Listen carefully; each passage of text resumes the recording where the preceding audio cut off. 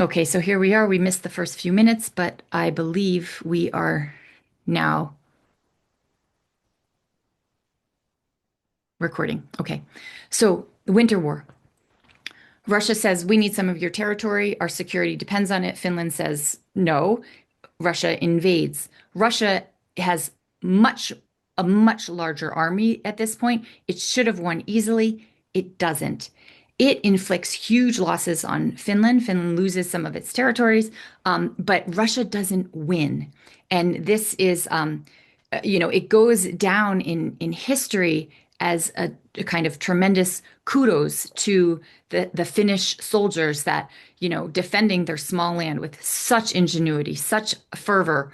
Here they are it's winter, so they're in white. They were on skis, and the kind of non-success, given the disparity in power, is effectively a loss. And that Finland actually and had been a neutral country along with Sweden and Norway in Northern Europe. The Baltics had wanted to be neutral too. They will not succeed at that, and the Soviet Union will take these countries away. So that was that sort of precursor from the Soviet perspective. This is what's happening on that end. And then in the invasion of Poland, we talked about, Operation Barbarossa launches the invasion of Poland. And I wanted you to know as well, when the Soviet Union finally, in very broad strokes, Soviet Union's getting hammered to begin with. The kind of date and hour, despite all the intelligence and real specific intelligence, Stalin didn't see it coming on that day. And the Soviets are caught on their heels. Germans make lots of headway early in the war. And this is kind of the Eastern Front, and it shows them moving west, west, west. But that will get turned around. And then we see kind of from 1943 that it's this slow pushing back in really broad strokes. That's the action. And as they take back Poland, I want you to know about the Katyn massacre. You read a little bit about it in the Yalta book, but so there is a government of Poland that does flee, and it is a government in exile. But there's people underground in Poland that still very much oppose the Nazis and want an independent, sovereign Poland. Remember, after all, Poland, through the cynical diplomatic machinations of Prussia, Austria, and Russia in the late 18th century, disappears from the map. There has been no Poland as sovereign country on the map from 1795 to 1918. So 1918, in the remnants of World War I, Poland is reestablished as a sovereign country. And here it is just a couple decades later being threatened with annihilation again. So there is a committed Polish movement. And they, with some coordination from the Poland in exile government, initiate an uprising when they understand that the Soviets are closing in, and the Soviets are an ally at this point. They too declare war on Germany. They're join the Allied forces, and so now we have the Allied forces against Hitler and his Axis powers. And as the Soviets are progressing, Stalin gets word of that there's been an Warsaw uprising from within. Great, we can cooperate and help get those Nazis gone. And Stalin doesn't do that. He waits outside while the Nazis violently put down this uprising. And then when they finally come into the city, it is later discovered that, or it is later, much later discovered that the Soviets, when they had captured a bunch of, that they had taken possession of Polish officers and they brutally murdered them in 1940, thousands of them. And that was discovered when mass graves were found. And so this is a horrific war crime that the Soviet Union denied for a very, very long time. I, I I take the time to kind of point out these moments because we're now in the 21st century. Poland is a member of NATO. Um,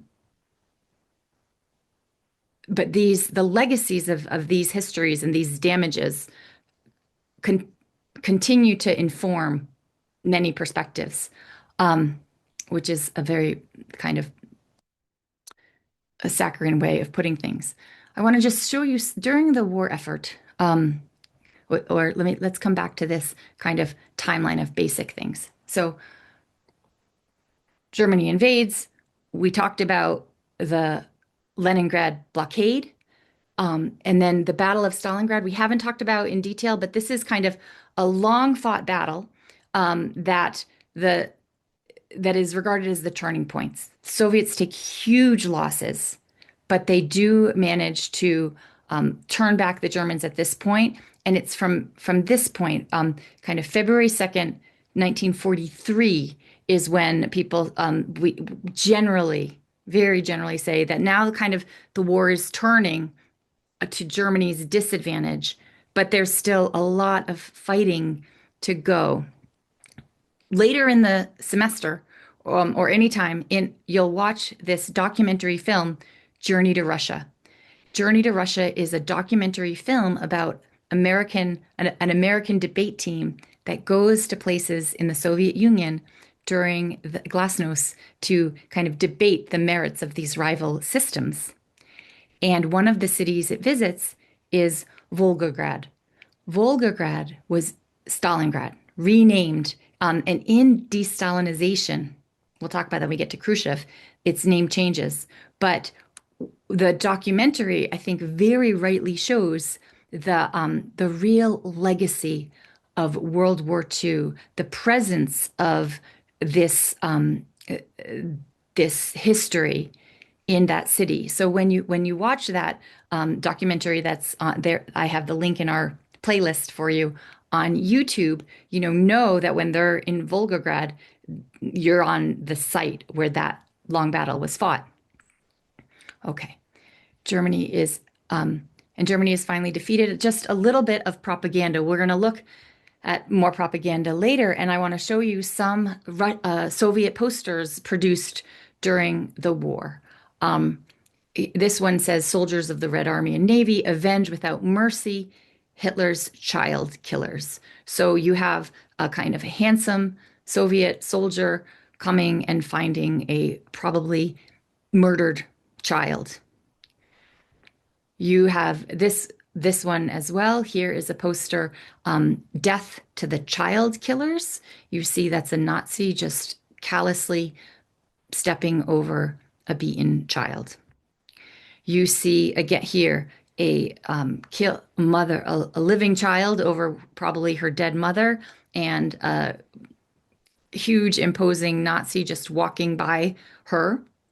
And one kind of less, not super subtle here, but you see an arm so hairy, it's kind of like an animal arm. Like maybe these aren't even people. We here we there's a kill the German beasts, destroy Hitler's army. We can and must. So you see some of the messages that that the Soviet Union is using to motivate people to stay motivated in the fight against the Germans. Now, that's pretty much going to wrap up what we say immediately about World War II. I want to move to this guy right here and share with you a bit of a personal story as well. Now, the so as part of Operation Barbarossa, the Germans take Ukraine. And as I've mentioned to you before, there are some Ukrainians that are so they want their sovereign independence. That's what the Ukrainian Rada voted for, in the wake of the Tsar's the fall of the Tsarist regime. But the Bolsheviks were not going in for that, fought a civil war. You still have some partisans. And so at first, along the lines, Henry Kissinger him said it wasn't the first. It goes back a long time in military philosophy. The enemy of my enemy is my friend. And so some committed partisans thought that it might be a good move to that the Germans were ousting the Soviets from their territory.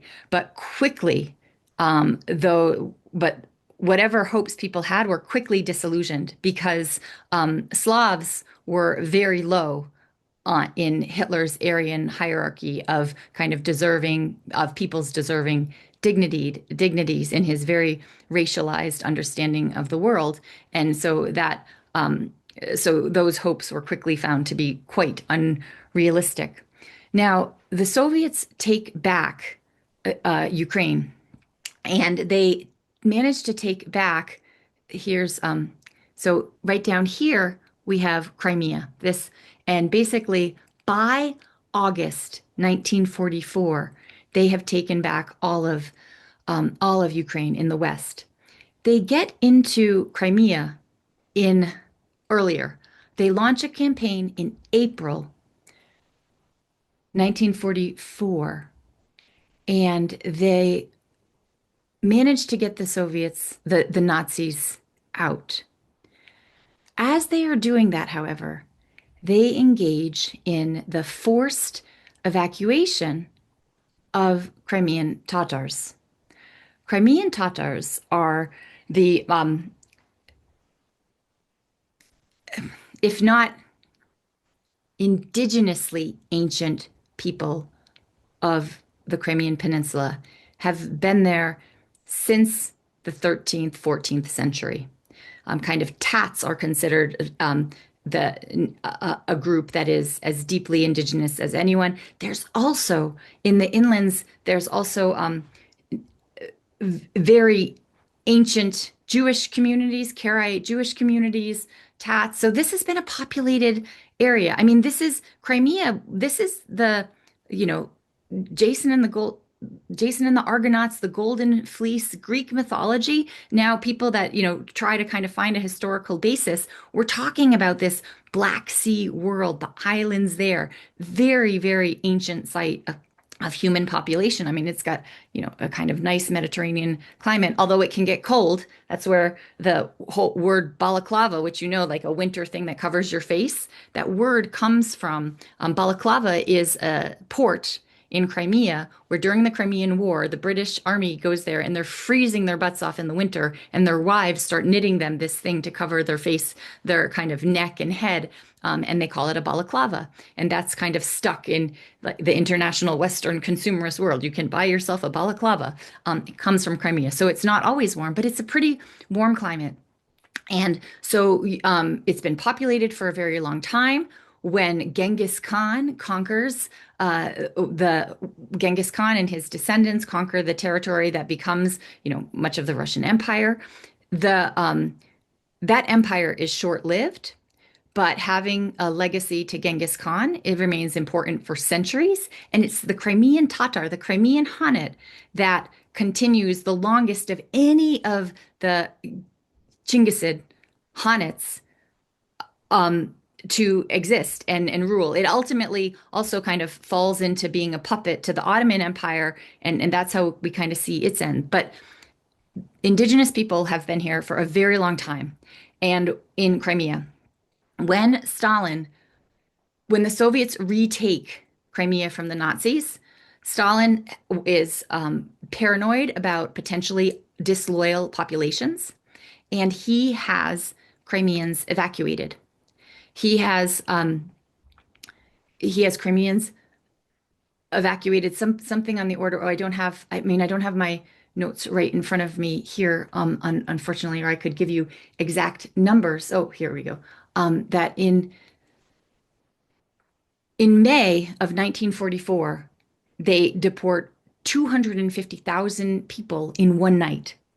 And they are put in sealed trains and sent into Central Asia. So they'll be inland. They won't be near the borders. They can't undermine our effort to defeat the Germans in case these, non-Russian populations are somehow less loyal.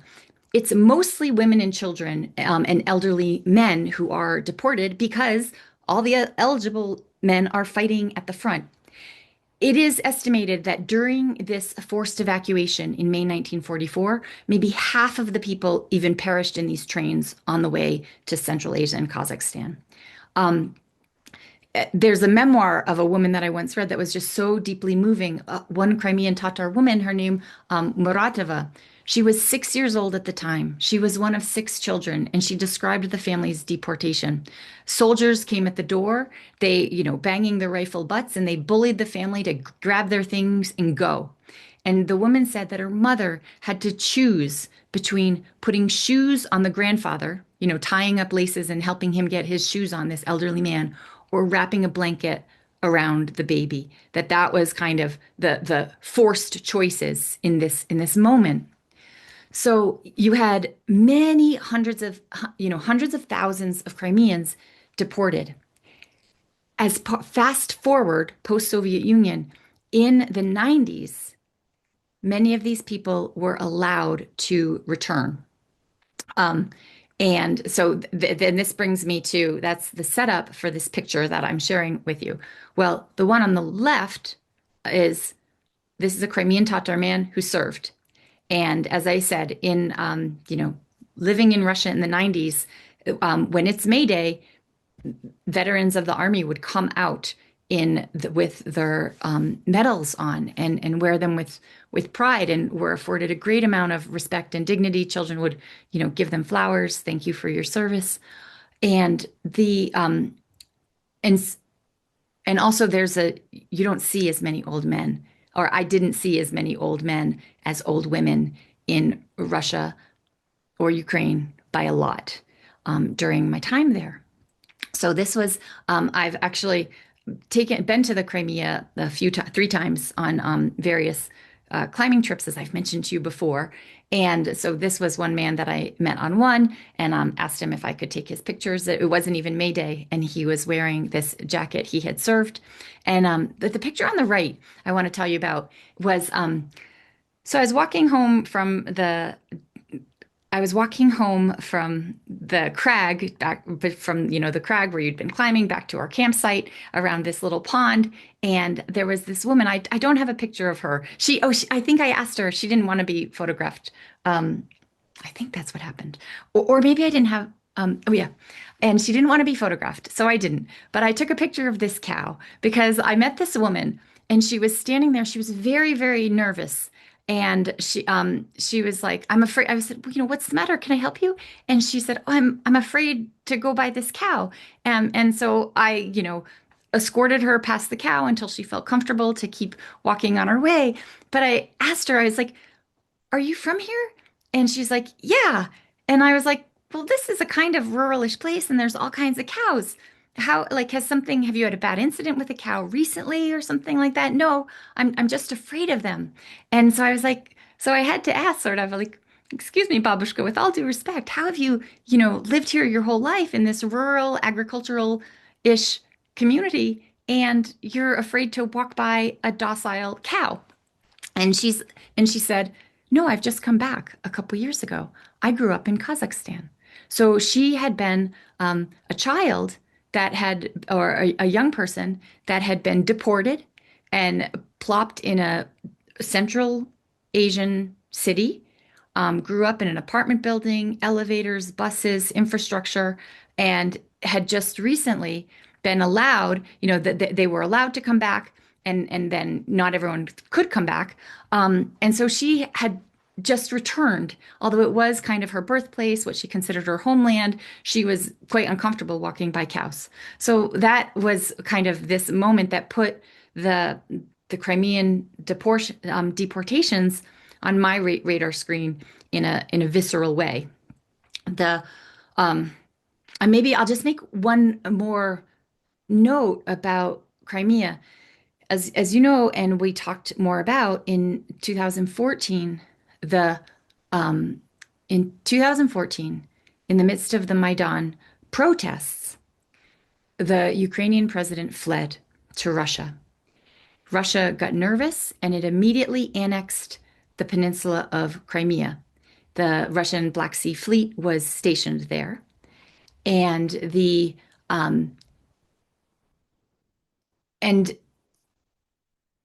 Russia forced a referendum quickly, and a good amount of the people voted to be part of Russia.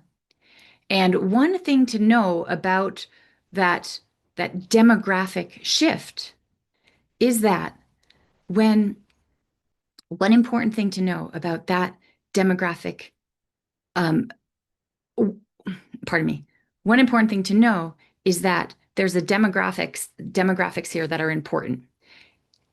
When these Crimean Tatars were evacuated, you have all this land. Some of this, well, it was under dispute until the state so completely consolidated authoritarianism that there's little hope of making headway for Crimean Tatars trying to reclaim ancestral land against the occupiers of Russia now.